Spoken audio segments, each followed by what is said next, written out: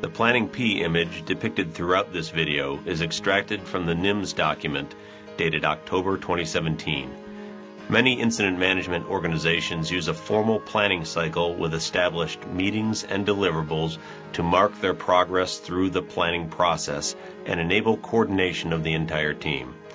The Planning P, illustrated in Figure A12 of the NIMS document, October 2017, is a graphical representation of the sequence and relationship of the meetings, work periods, and briefings that comprise the incident action planning cycle. Other versions of the Planning P may be used as training and operational aids.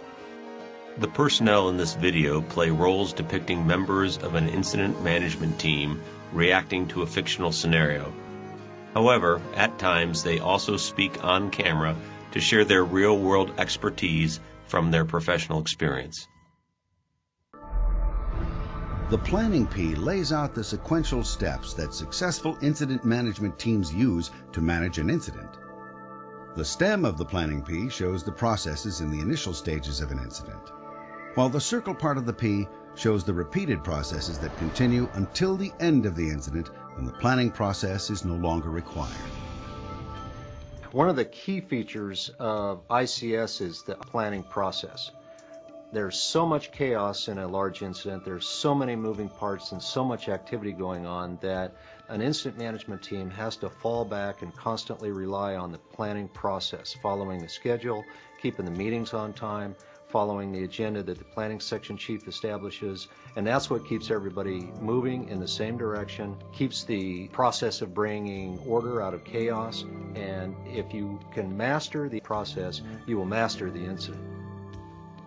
Briefings and meetings are essential elements of this planning process.